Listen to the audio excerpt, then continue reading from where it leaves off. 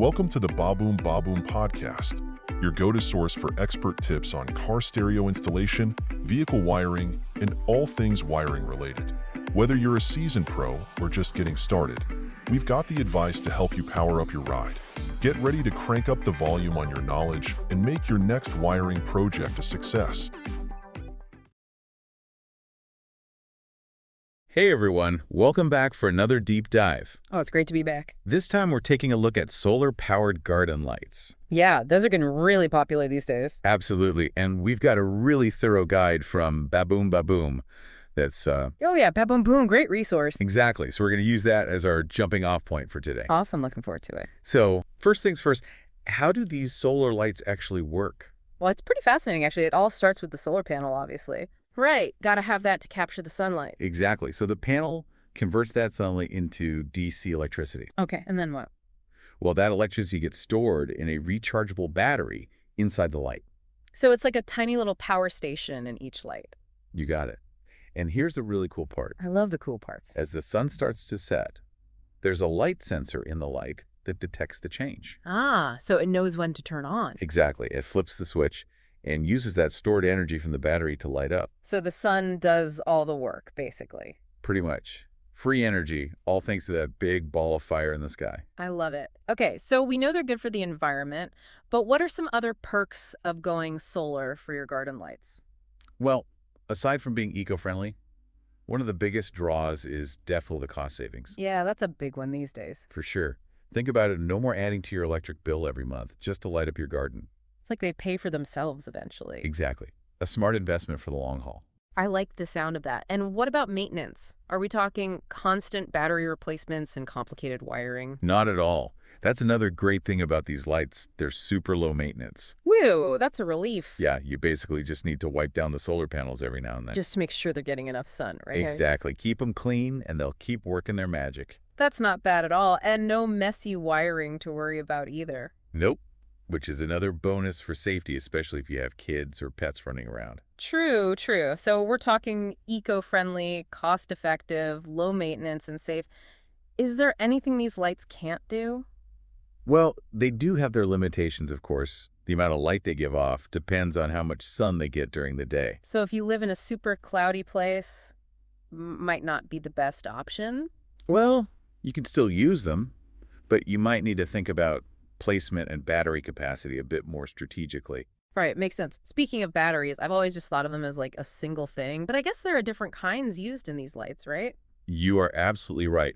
Most commonly, you'll find either nickel metal hydride, which is NaMH, or lithium-ion batteries. So what's the difference between those? Well, NaMH batteries, they're generally less expensive and have a decent lifespan, but they can be prone to what's called the memory effect. Like the memory effect. That's where they lose capacity if they're not fully discharged before recharging. Huh, interesting. So you can't just top them up whenever. Ideally not with those. Now with lithium-ion, those tend to be pricier, but they hold more power, last longer, and don't have that memory effect. Ah, so less finicky. Yeah, plus they're lighter and charge faster too. Sounds like a good upgrade if you can swing it. For sure, definitely something to consider. Okay, so let's say I'm standing in the store, faced with a wall of solar lights. What are some key things I should be looking for to make the right choice? First off, brightness. And how you figure that out is by looking at the lumens. Lumens. Yeah, it's a measure of how bright the light is. Higher lumens means brighter light. Makes sense, right? So if I need it to light up a pathway, I'd want higher lumens. Exactly. But if it's more for ambiance, you can go lower. Okay, makes sense. And what about battery capacity? How do I know if the light will actually last through the night? Good question. Look for the mAh rating. That stands for milliampere hours. The higher the better, I assume? You got it. Yeah. Higher mAh means longer lasting light, especially crucial if you live in an area with shorter days. Right. Got to soak up as much sun as possible. Exactly. And of course, think about the style too. You want something that fits your garden aesthetic. Right. No point having a super modern light in a cottage garden. Exactly. Luckily, there are tons of styles out there. Spotlights, lanterns, string lights, you name it. So many options. It's like decorating, but with light. I like that. Decorating with light. Okay, so we've got the basics of how they work, what to look for when buying them. Now let's talk installation. Is this something I can handle myself, or do I need to call an electrician? No need for an electrician. Installing these is super DIY friendly. Woo, because I'm no expert when it comes to wiring. Don't worry about it. Most of them come with stakes or mounting hardware, so it's really just a matter of positioning them where you want them. Need top-quality electrical wire? Baboom Baboom's got you covered. Get your 6-pack today. Each combo comes in 6 different colors and a total of 600 feet of wire. Perfect for any project, and you won't find a better price in the industry. Head over to baboombaboom.com now to snag yours. That's baboombaboom.com. Okay, so walk me through it.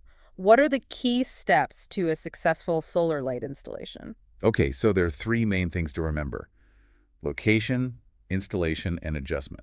Got it. Location, installation, adjustment. So location, this might sound obvious, but you need to pick sunny spots. Well, yeah, they got to be able to soak up the sun, right? Exactly. Don't hide them under trees or eaves where they won't get direct sunlight. Right, got to keep them in the open. Then, depending on the type of light, you'll either stick those stakes right into the ground or mount them using the hardware. So far, so good. And what about adjustment?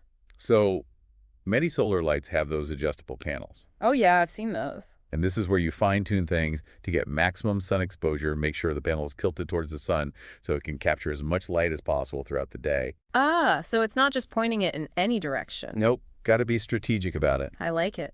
Makes you really think about the position of the sun. It does. Makes you appreciate that free energy even more. Absolutely. So much thought goes into something as seemingly simple as a garden light. It really does. It's amazing how much technology is packed into those little things. It is. And speaking of technology, there's something I always see on the packaging but never really understood: the IP rating. Ah, the IP rating, a crucial detail, especially for outdoor gear. I usually just ignore those numbers, figure it's too technical for me. I get it, but it's actually really important, especially for outdoor lighting. It tells you how well protected the light is from things like dust and moisture. Oh, so it tells you how tough it is. Exactly. It stands for ingress protection, basically how well it keeps stuff out. Makes sense. So how do I decipher this code? Is there a secret decoder ring involved? Huh?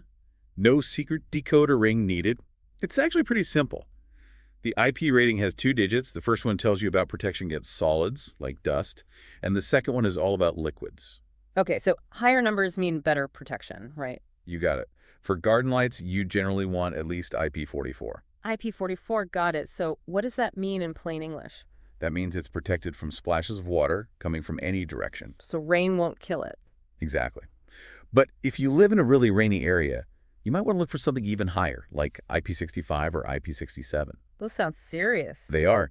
Those can handle heavier rain and even being submerged for a bit. Wow. Okay, I'm starting to see why those IP ratings are important. You really don't want your lights dying on you after the first downpour. Exactly. Worth paying attention to. So let's say I'm feeling adventurous and want to customize my solar light setup, maybe extend the wiring a bit. What are some things I should keep in mind? That's a great question. And it brings us to the world of wire gauge. Wire gauge. Okay, lay it on me. What is that? So wire gauge basically refers to the thickness of the wire. And it's especially important in low voltage systems like solar lights. Why is that? Well, the thickness of the wire affects how efficiently the electricity flows through it. So thinner wire, less efficient. Exactly. For short distances, thin wires like 18 or 20 gauge will do the job. But if you're running those wires over longer distances, you'll want thicker ones, like 10 or 12 gauge, to minimize energy loss. So it's like choosing the right size pipe for water. You need a wider pipe for a larger volume of water to flow through. That is a perfect analogy. And just like with plumbing, using the wrong wire gauge can lead to problems, dim lights, maybe even damage to the system. So it's worth doing your research and getting the right gauge. Absolutely. And while we're on the topic of wires, let's talk about the type of wire itself. Okay, fire away. You'll often see recommendations for copper-clad aluminum wires, CCA for short, especially for outdoor use. Yeah, I've seen those at the hardware store. What makes them so special? They're a good balance of conductivity and durability. So they're tough and they conduct electricity well. Pretty much. They're not as conductive as pure copper wires, but for low voltage systems like our solar lights, they work great. And I'm guessing they're a bit easier on the wallet too, right? You are right. CCA is usually more affordable than pure copper. Plus, it's lighter and more flexible, easier to work with. Sounds like a winner. So if I'm going to be customizing my setup, I'll keep an eye out for those CCA wires. Definitely a good choice. And remember, thicker gauge for longer runs. Got it. Okay, this is all super helpful, feeling much more confident about tackling those solar lights now. That's what we'd like to hear. But before we run off to the hardware store, let's shift gears a bit and talk about some fun stuff. How to actually use these solar lights to create a beautiful outdoor space. Ah, yes. The creative part. Ready to let those imaginations run wild. Absolutely. Let's light things up. Okay, so we've talked about the technical stuff, but now let's get to the fun part, like how to use these lights to, actually make our gardens look amazing. Yes. The design aspect. This is where you can really get creative. I'm ready. Hit me with some ideas. Well, think of solar lights as like little spotlights for your garden. Okay, so not just lining pathways. No, we can go way beyond that. Like, imagine using them to uplight a tree. Shine the light up from below. Oh, yeah. That would create some cool shadows. Exactly. Or you could tuck them in amongst your plants, highlight their shapes. So it's like adding another dimension to your garden at night. Totally. You can create a whole different mood.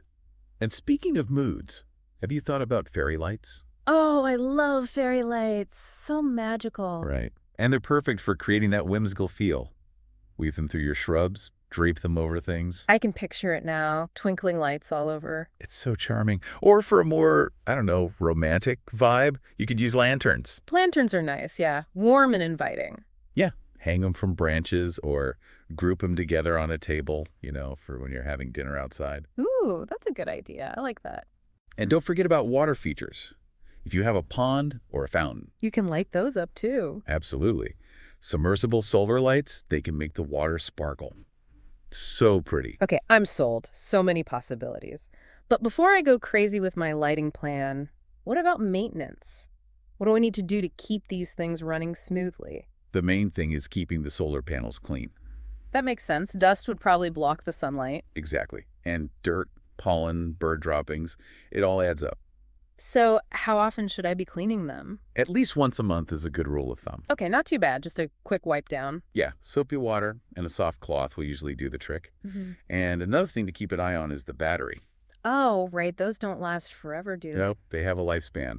So if you notice your lights are getting dimmer or not lasting as long, it might be time for a new battery. Good to know. So just to be clear, these solar lights, they're not just for gardens, right? Oh, definitely not. Uh-huh. They're great for any outdoor space.